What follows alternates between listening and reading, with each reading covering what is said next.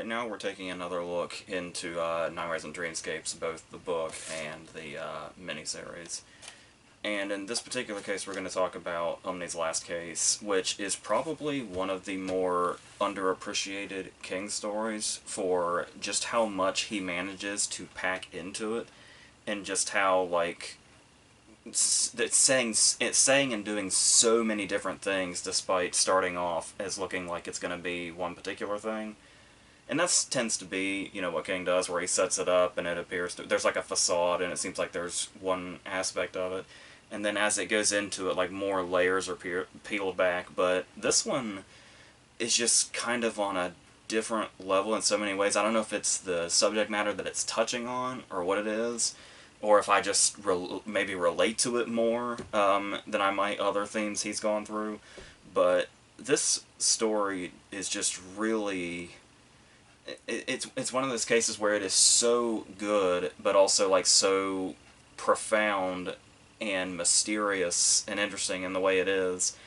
Begs the question that I've asked a lot talking about this Nightmares and Dreamscapes miniseries, and that is, it's an odd one to try to adapt, especially given the content of it and what it's saying and how it's saying it. It kind of almost takes on an entirely different meaning, and probably a lesser one, like a less interesting one, and one you can explore less by adapting it to the screen. So while you might be, like, pessimistic about the idea of this story being adapted to screen, I will say that they could have butchered it a lot more than they did. Like, it didn't, especially since the person that directed this episode also directed the fifth quarter, or should I say butchered the fifth quarter. So that in itself might be cause for pessimism, but they didn't completely, butcher it in the way they did something like the fifth quarter, but still, it's a story that just stands so much on its own on the page. I feel like this was going to be lose-lose anyway, even if you bring in a performance that William H. Macy brings here, which is pretty amazing, to the point that it got him Emmy and Screen Actors Guild nominations. But even so, talking about the whole setup, where it's... Because I actually want to talk about the story kind of at a little bit of length before we even go into the episode. So... It starts off with this Raymond Chandler quote, and it immediately is not shy at all about the whole thing being an homage to him. But obviously that we get more into that. But not only that, but there's his style is here, and the dialogue stuff, like when he refers to suicide as taking a permanent coffee break out the window and stuff like that. And it's like he finds this perfect sweet spot where it's like, he's half totally doing an homage to Chandler, and then another side of it is it's almost like parody of him a little bit, because it's almost too much like him, and then kind of takes maybe a step further. Which, of course, the beauty of that is that this isn't even... There's a very fine line between when Landry's telling the story and when King is, and we're never really quite sure, and that's just one of the beautiful aspects of that story, especially having it just on the page, and just being able to read the text and have to figure that out. But there's also so many things introduced in this immediately, kind of starting with when he's just going around town, and in the episode we get the whole lead into this of we see a regular day in his life, and then the changes start to happen. But we're just thrown right into it in the story, where he can tell us, oh, this thing is different than it was before. He can tell us that in such detail that we can imagine what his life was like versus all of these changes now. And as it goes on more, and the way he describes how he feels about the changes, it's this perfect depiction. It's probably one of the most perfect depictions in any form of media that it shows the fear of change. And as somebody that, like... I like to think I'm adaptable for the most part, but even beside that point, I'm one of those people that is absolutely petrified of change. Like, maybe even a little bit is very nerve-wracking and off-putting, and it's just, you can feel your world shifting, and the way he just says, like, I do this little thing, but I won't be able to do that now because of this change, and then that thing. And just the more little changes there are, the more the world is starting to, like, fall apart. And just the way he describes that in such detail, it makes it terrifying. And it's not even just because we don't know what's going on.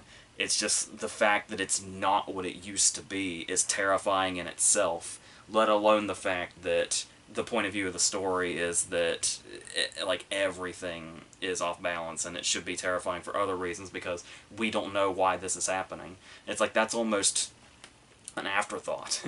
And then as that continues to go, it's kind of goes into this whole meta exploration of like writing in the first person, where, and this is what I was talking about, where you kind of lose something in adapting it to the screen, because that comes through so clearly. But it's all, and of course, I do the writing thing also, and it is one of those cases where it's like the whole world that it's set in, where he creates the characters, and we see author meet character. On top of it being like this meta exploration of writing in first person, it's also this. It kind of shows you the getting lost in the world that you create, and the fact that like once you create characters, you tend to grow attached to them, almost as if they are real people. And that's what keeps you writing, is you grow attached to them, and you just want to... It's like a person that you start to really like, and you want to continuously visit them or spend time with them or whatever. It turns into that with fictional characters once you create them and really build a world around them. And you just kind of always want to go back to that. And the way that this author has gotten so deep into this...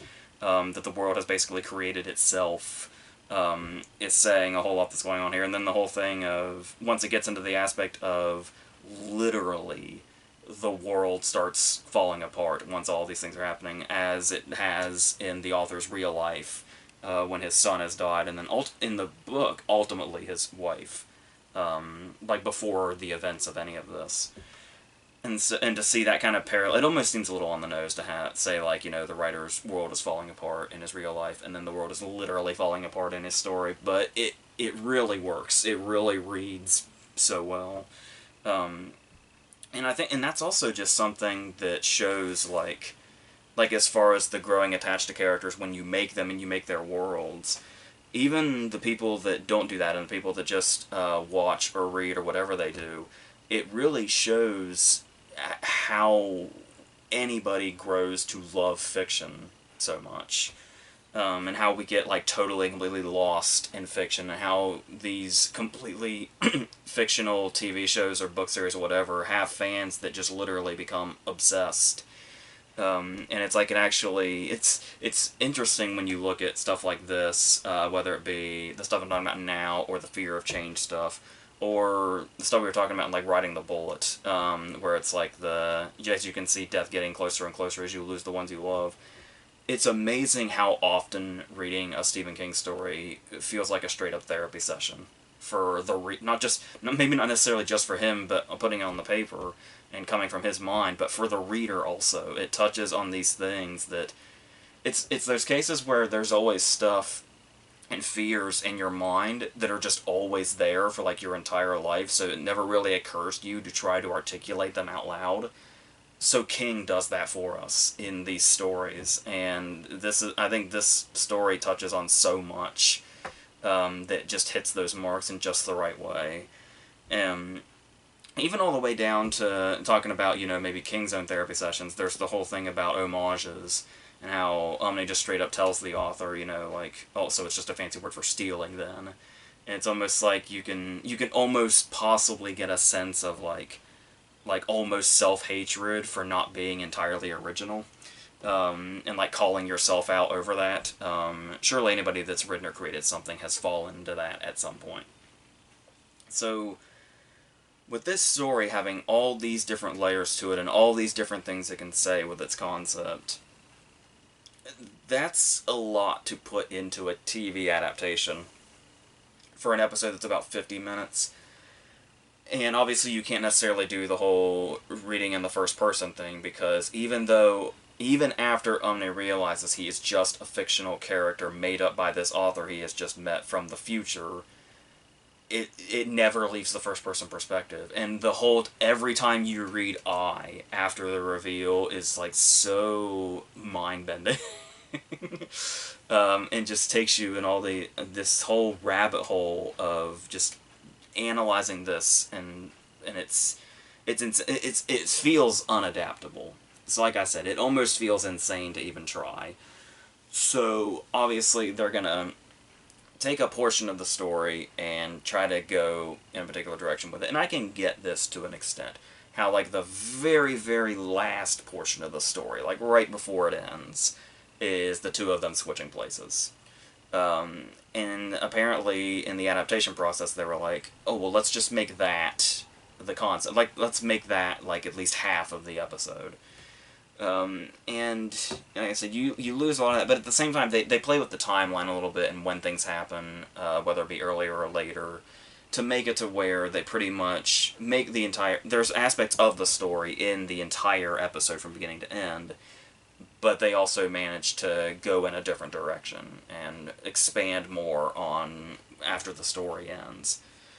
And I get the idea, but I don't think it entirely works. I can maybe see it working with more talent involved, but as is, I think the execution is a little off. But like I said, we do have the Macy performance, which helps a lot, especially with him playing both characters. Which, as I've said many times before, is just something I'm kind of a sucker for when you have an actor playing two different characters, but they're on the screen at the same time, and the way they have to create two totally different characters and play off themselves. It's something I never get sick of an actor watching them do that. So he does that really well, and he also does well when he's playing Umney before any of the other stuff starts to go down, where he's just playing it as if he's in a Raymond Chandler knockoff novel. And it is that case where he can deliver his lines to where he doesn't feel like a real person. He feels like a character from a cheesy book that has come to life, and he plays that perfectly. And the side characters as well in the story within the story. But there is it helps a lot when you're when you're watching the episode. I can see people watching this and not knowing where it's going and thinking, well, it just feels off and it feels like the acting's terrible and stuff like that. But when you know the concept going in, you can really appreciate the first half of this, and how just sort of off balance it intentionally feels. But it also, maybe the casting is slightly distracting once the changes start happening and Omni is kind of walking around in a daze, because it does start to feel very similar to Macy's performance in Pleasantville once the changes started happening. It feels like he had to go to a very similar place when we got to this portion of the story, but still, I do love some of the ways some scenes were adapted directly from the story, like Vern in the elevator operator that's dying of cancer. And the way they play that scene up, where this is kind of what I was talking about in Word Processor of the Gods, where you have a non-horror story from King, but when they adapted it to the TV episode, they clearly wanted to add some sort of horror element to it. And this scene with Vern does feel very much like it's more so out of a horror story.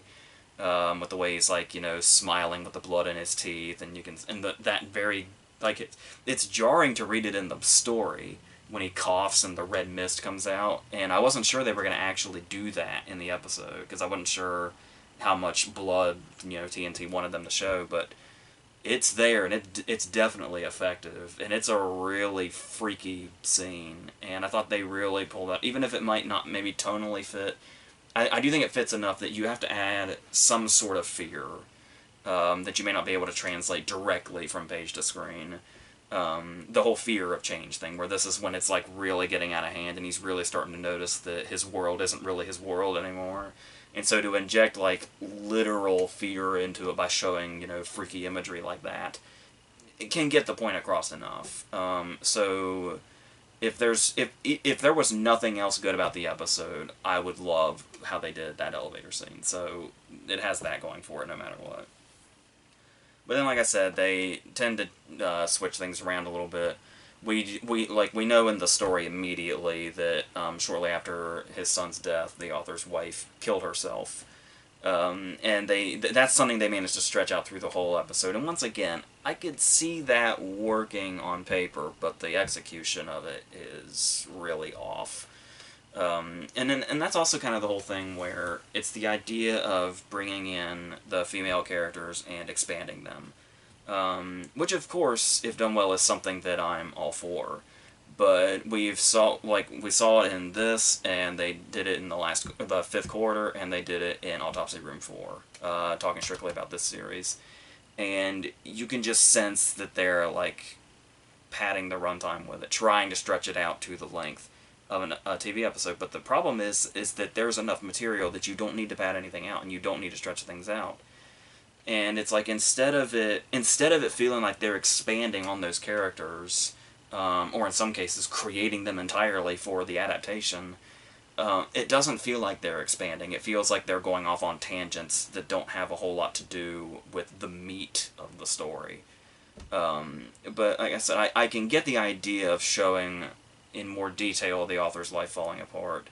And I guess there's something in Umney having to interact with her and kind of try to bring something back to their marriage. But it started to get really sloppy. And by the time it gets to that what even the hell ending, this series had when it didn't, like, say what you will about King, and his endings, and they often get criticized. This miniseries shows you that if you try, this series in particular, when they tried to change King's endings, they went horribly, horribly south. Much more so than King possibly could have. King would never end a story as terribly as the adaptation ended the fifth quarter. I'm still not over that. And this came out in, what, 2006? And I'm still not over the fifth quarter adaptation.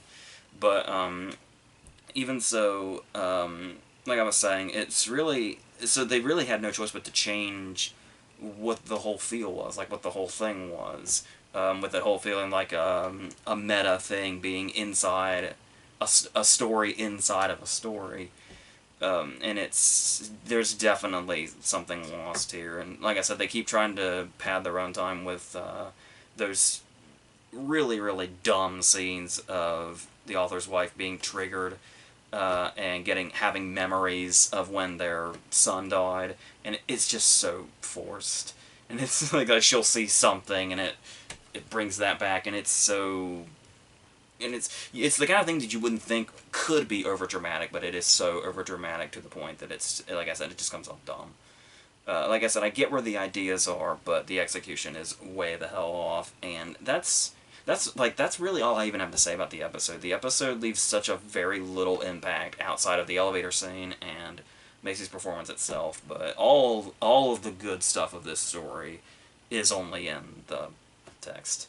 So and like I said, it's definitely one of his more underappreciated stories for just how much it tackles and in the fashion in which it does. It's really an incredible story. So that's where it probably should have stayed. We've got, what, 5 more of these, and then we've got like 2 or 3 more feature-length movies and 2 more TV episodes, and then we'll be done with this, I think. I think that's what it is. But we'll figure it out. Or no, it's 3 feature-length movies, 1 half of a movie, and the last episode that we haven't talked about yet in this miniseries. And then I think that's it. So, until all that stuff, I think that's it for this.